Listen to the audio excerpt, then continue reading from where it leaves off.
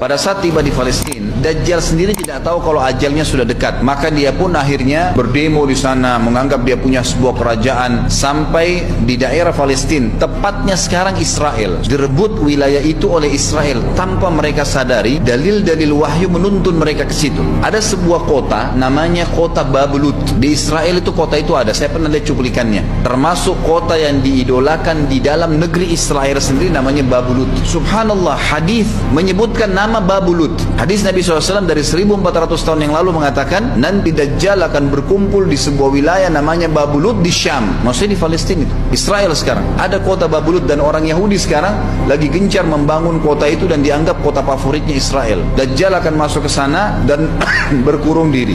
Keluar dari kota Madinah satu orang yang namanya seperti namanya Nabi Muhammad SAW, Muhammad bin Abdullah, dan dia dari turunan Nabi SAW juga. Kata Nabi SAW akan keluar nanti seseorang dari kota Madinah, dari keturunanku yang namanya seperti namaku, Muhammad bin Abdullah. Juga sama posternya, parasnya seperti aku, sama dengan Nabi SAW, persis alisnya, rambutnya, kulitnya dari turunan Nabi SAW, tapi dari asli kota Madinah. Sebagian ulama hadis mengatakan dari turunan Hasan radhiyallahu anhu ajmain, tapi akhlaknya bukan seperti akhlakku. Tentu tidak mungkin ada orang yang sama dengan akhlak Nabi SAW. Allah mengubah dia dalam sehari semalam. Tiba-tiba berubah menjadi orang baik dalam sehari semalam. Jadi orang faham agama. Orang-orang pun akan datang kepadanya dari masyarakat Madinah berkata, engkau adalah turunan Rasulullah SAW, pimpinlah kami berperang melawan Dajjal. Engkau adalah turunan Rasulullah SAW, pimpinlah kami berperang melawan Dajjal. Maka dia pun menolak. Dia menolak awalnya, kemudian dia menuju ke Mekah diikutin dengan 300 orang pertama dari kota Madinah. Sampai di Mekah, setelah selesai dia tawaf, maka seluruh muslimin menunjuknya sambil mengatakan engkau harus memimpin kami. Dan orang ini punya julukan Mahdi, dikenal dengan Imam Mahdi. Inilah tanda-tanda kiamat yang kedua. Setelah Dajjal keluar, buat kerusakan di muka bumi tadi selama 40 hari itu atau setahun lebih. Kemudian keluarlah tanda-tanda kiamat kedua pada saat dia sudah tiba di kota Babulut di Israel. Keluarlah si Mahdi ini. Pada saat dia tiba di Mekah, dibaiatlah oleh banyak kaum muslimin. Tidak disebutkan jumlah pasukannya, maka terbentuklah pasukan jihad yang mengejar Dajjal menuju ke Palestina. Tanda-tanda kiamat besar yang ketiga adalah pada saat pasukan Imam Mahdi dengan pasukan jihad itu tiba di Darul Baydha namanya, kota putih yang ada menara putihnya, dan itu sekarang di negeri Syam, tepatnya di Damaskus, ibu kota Syria. Hadis menyebutkan di menara itulah, di masjid itulah Imam Mahdi mampir sholat asar bersama pasukannya. Pada saat itulah datang tanda-tanda kiamat besar yang ketiga, yaitu turunnya Nabi Isa alaihissalam. Kata Nabi SAW dalam hadis Bukhari, hadis Muslim, hadis Sahih semuanya, dikatakan Isa alaihissalam akan turun sambil memegang kedua sayapnya malaikat, dan dari rambutnya yang basah meneteskan air, dan semua muslimin waktu itu menyaksikan. Dan ini wahyu, penyampaian, pasti terjadi. Maka dia pun turun, lalu kemudian dia masuk, dan orang-orang pada saat itu mengenalnya kalau dia adalah Isa, dan mereka sudah tahu ini masanya turunnya, keluarnya Dajjal. Mahdi sudah ada, mereka tahu akan turun Isa. Sudah ada informasi seperti saya sampaikan ke Bapak Ibu sekarang, itu multi muslimin di zaman itu sudah tahu semua.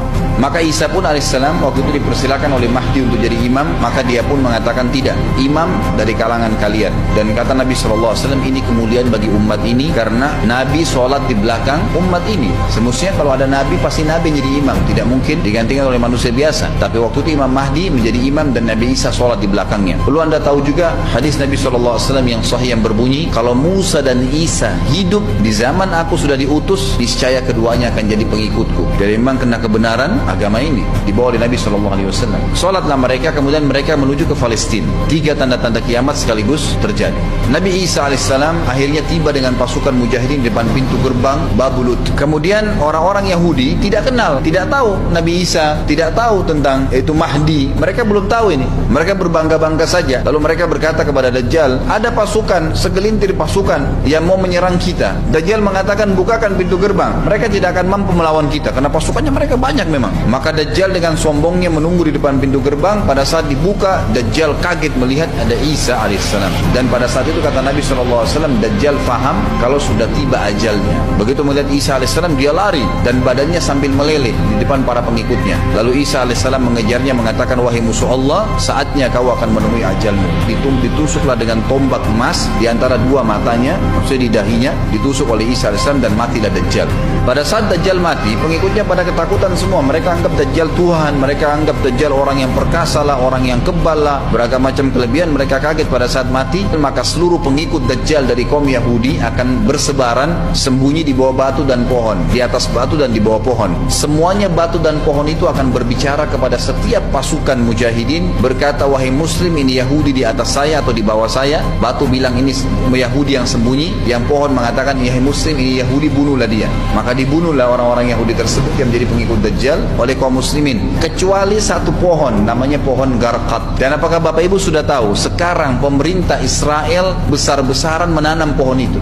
Satu dunia ini semuanya Islam. Hadis sahih, kata Nabi SAW, Islam akan masuk ke setiap rumah dengan kemuliaan atau terhina. Enggak ada lagi penolakan terhadap Islam. Itu hadis sahih. Maka Nabi Isa AS memimpin pada saat itu, disebutkan dalam hadis, 40 tahun dengan ketenangan menerapkan hukum Islam. Kata Nabi SAW, bagaimana awal umat ini bisa sesat sementara aku yang pimpin, dan bagaimana akhir umat ini bisa sesat sementara yang pimpin mereka Isa, dengan menjalankan hukum-hukumku. Dari Nabi Isa AS nanti menerapkan Al-Quran seperti yang kita lakukan, sholat, segala ini sudah selesai, dikerjakan semua. Dalam hadis lain dikatakan Isa AS akan menghancurkan semua salib, membunuh semua babi. Nggak ada seekor babi pun hidup di muka bumi pada saat itu, semua salib dihancurkan, dan yang menjadi tidak ada agama lain. Semua Nasrani, Yahudi, Hindu, agama apa saja habis semuanya. Semuanya beriman kepada Allah Subhanahu wa taala dan menjadi muslim.